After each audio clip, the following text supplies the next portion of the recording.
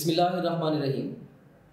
I am doctor Mauzam मंजूर और आज मैं आपको सिखाने वाला हूँ कि जब आप कोई भी MCQ बेस्ड पेपर अटैम्प्ट कर रहे होते हैं तो अगर आपको बामरे मजबूरी गैसिंग करनी पड़ती है तो आप किस तरह कर सकते हैं, राइट। मैं ये चाहता हूँ कि मेरा कोई स्टूडेंट अगर वो गैस भी करे आंसर को तो वो दूसरे स्टूडेंट्स के लिए कदरे बेटर लेवल पे जाके उसे गैस करना चाहिए।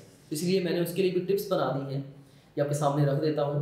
इन टिप्स को आप सुन लें, समझ लें, इंशाल्लाह ये टिप्स आपको हेल्प करेंगी बहुत सारे क्वेश्चंस को इवन गैसिंग के थ्रू ठीक करने के पॉइंट ऑफ व्यू से। So tips to make educated guess while solving MCQs, ये हमारा आज का वीडियो का टॉपिक है। टिप नंबर 1 है, if two responses appear to be equally correct, eliminate the response that appears to be least related to the question being asked. कई दफ़ा ना सिर्फ अगर हम ऑप्शंस की बात करें ना, हमें दो ऑप्शन बिल्कुल सही लग रही है, ये बात भी सही लिखी हुई है, ये बात भी सही लिखी हुई है। तो जब दो बातें सही लिखी हुई हैं उनमें से हमने एक को आउट करना है। हम किसको आउट करेंगे? हम उसको आउट करेंगे जो कि स्टेटमेंट के साथ लेस रेलेवेंट है। हम अगर दो ऑप्शंस बिल्कुल करेक्ट हमें लग रहे हैं, उनमें से स्टेटमेंट के साथ हम रेलेवेंस चेक करेंगे, जो लेस रेलेवेंट होगी हम उसको माइनस कर देंगे। तो यहाँ पे रेलेवेंस की बात आती है। टिप नंबर 2 है, choose the most general answer when other choices are specific and vice versa. देखिए, अगर 3 चॉइसेस स्पेसिफिक है और एक जनरल है, ठीक है, तो आप क्या करेंगे? आप जनरल को पिक करेंगे एंड ऑपोजिट इज ट्रू, ठीक है। मैं आपको एग्जांपल दे देता हूँ कि अच्छा, जो जनरल आंसर्स है ना, जो जनरल स्टेटमेंट्स है ना, ये इनके करेक्ट होने के चांसेस ज़्यादा होते हैं, क्योंकि as question writer and examiner मुझे पता है it's too damn hard to write absolute statements.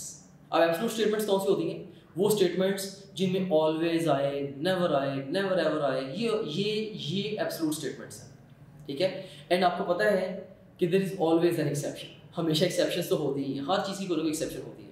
तो इसीलिए अगर फर्ज करें कि ऑप्शंस हैं जिसमें लाइक अगर एक स्टेटमेंट जनरल है बाकी स्पेसिफिक है, तो जनरल के सही होने के चांसेस होंगे। इस तरह से अगर 3 फर्ज करें कि 3 जनरल है और एक स्पेसिफिक है, फिर जो एक ऑड वन है मे बी वो आंसर होगा। लेकिन मैं जनरल वाली एग्जांपल को थोड़ा सा और एक्सप्लेन कर देता हूँ।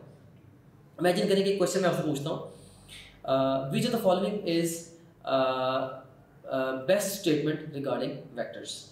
Vectors can always be added and subtracted by simple arithmetic means। देखिए, इसमें always का वर्ड मैंने यूज़ किया है। तो always एक when it comes to guessing, इसका मतलब है कि ये एक absolute statement है, it's out। Vectors can never be added and subtracted by simple arithmetic means, ये भी एक absolute statement है। तो guessing के पॉइंट ऑफ व्यू से ये भी आउट है, क्योंकि इसमें absolute वर्ड एक ऐसा आ गया। फिर vectors can usually be added and subtracted by simple arithmetic means, या vectors can sometimes be added and subtracted by simple arithmetic means। yes, ये दोनों relative statements हैं, इन दोनों में से ही कोई एक जवाब होगा। सो बाय द वे, चूंकि पैरेलल एंटी पैरेलल वेक्टर्स को हम सिंपल arithmetic means से ऐड और सब्ट्रैक्ट कर सकते हैं, तो इसका डेल्टा यानी कि vectors can sometimes be added and subtracted by simple arithmetic means, ये इसका बेस्ट आंसर है। लेकिन अब देखें कि अगर हमें इस क्वेश्चन का आंसर ना भी पता होता, तो अगर हम एब्सोल्यूट को निकाल के सिर्फ जनरल में से पिक करते तो हमारे चांसेस ठीक होने के ज़्यादा थे। तो अगर हमने 4 में से गैसिंग करनी थी, हमने 2 को एब्सोल्यूट होने के बिना पे जब माइनस कर दिया, रिमेनिंग 2 में से जब हमने पिक किया, तो हमारे जो क्वेश्चन के ठीक होने के चांसेस हैं वो 25% से उठ के वो 50% पे चले गए थे। टिप नंबर 3, अच्छा, ये एक अहम बात है कि क्वेश्चन राइटर्स को एक इंस्ट्रक्शन दी जाती है कि आपने जो की देनी है ना, या जो बेस्ट आंसर होगा ना आपके क्वेश्चन के अंदर, it has to be definitely superior than the distractors और द अदर ऑप्शंस। तो उसके चक्कर में ना वो क्या करता है, बड़ी दफ़ा उसको सुपीरियर करने के चक्कर में वो अक्सर आंसर को या सही स्टेटमेंट को या सही ऑप्शन को वो, या की जिसको हम बोलते हैं, उसको वो लेंथन कर देता है। तो choose the longest answer when others are much shorter. अगर एक क्वेश्चन है, उसके 4 आंसर्स गिवन है, वहाँ पे 3 उसमें से शॉर्ट है और एक लॉन्ग है, तो अगर आपने गैस ही करना है तो आप लॉन्ग वाले को पिक कर देना, ज़्यादा चांस है आपका क्वेश्चन ठीक हो जाएगा। टिप नंबर 4 है, choose the answer with a middle value when other answers are higher or lower।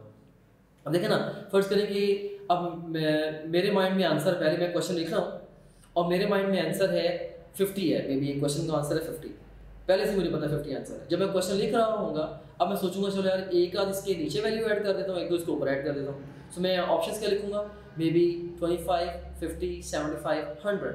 तो आप देखेंगे मिडिल वैल्यूज जो है 50 और 75, अगर आप मिड में से जो वैल्यूज हैं उनमें से गेसिंग करेंगे तो क्वेश्चन के सही होने के चांसेस ज़्यादा है।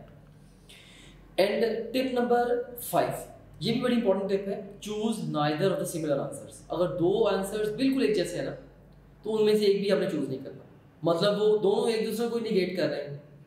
And choose one of the two opposite answers. अगर दो आंसर्स बिल्कुल ऑपोजिट डायरेक्शन में है ना, तो इसका मतलब है कि इन दोनों में से कोई एक सही होगा। अगर गेसिंग ही करनी है तो अगर ऑपोजिट आंसर्स है उनमें से एक चूज कर दें, अगर सिमिलर है उनमें से कोई भी चूज ना करें, रिमेनिंग जो दो होंगे उनमें से चूज कर दें, एंड सो ऑन।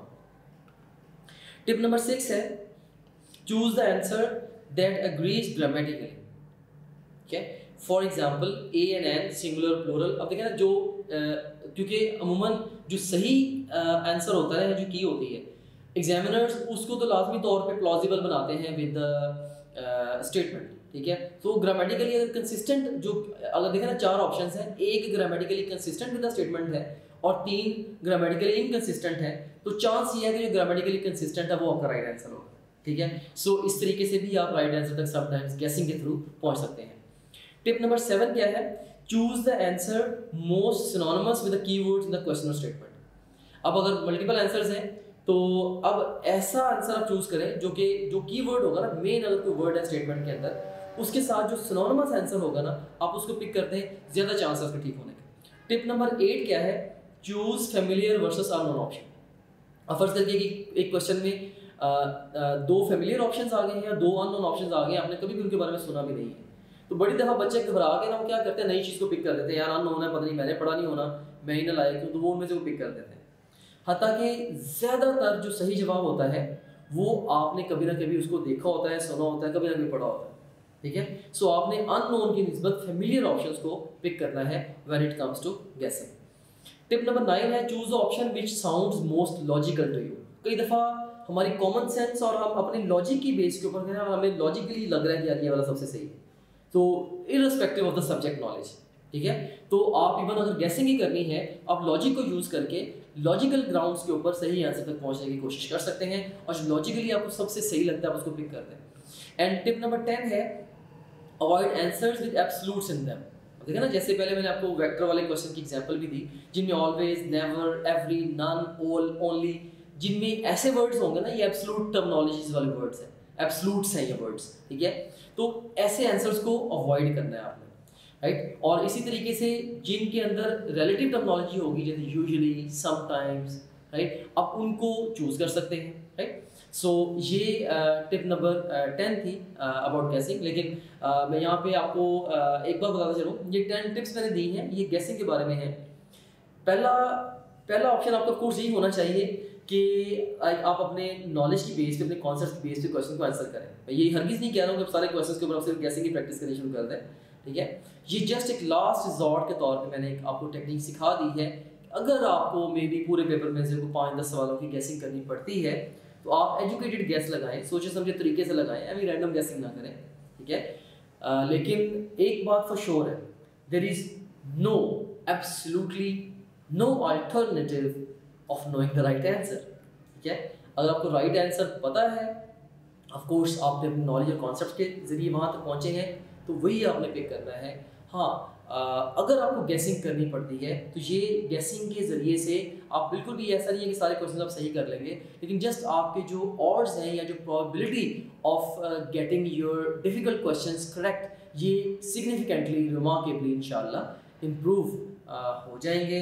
आप इवन अभी टेस्ट की प्रैक्टिस के दौरान इनको अप्लाई करके भी देखिएगा, आपको अंदाज़ा होगा कि वाकई ही ये जो गेसिंग टेक्निक्स है वर्क करती है। क्योंकि एग्जामिनर्स है ना, एग्जामिनर्स भी ह्यूमन बीइंग्स हैं। चूँकि मैं एग्जामिनर भी हूँ, एग्जामिनर्स का ट्रेनर भी हूँ और स्टूडेंट भी हूँ, तो मैंने तीनों फ्लेवर्स मैंने लिए हुए हैं, और इसलिए मैं समझता हूँ, मुझे पता है कि examiner at the end of the day वो भी एक ह्यूमन बीइंग है, और and examiners are more similar than dissimilar.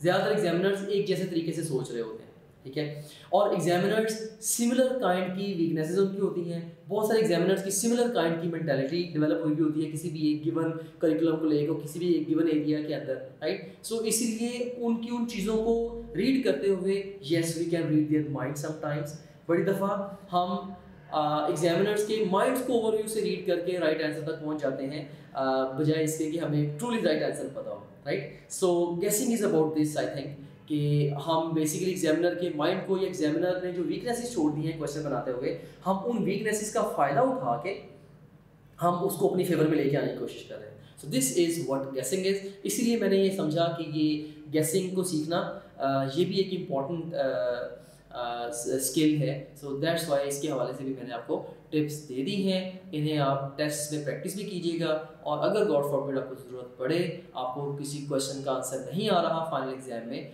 आप इन टेक्निक्स को यूज़ करके राइट आंसर तक पहुंचने की कोशिश कर सकते हैं। Thank you very much for the patient listening.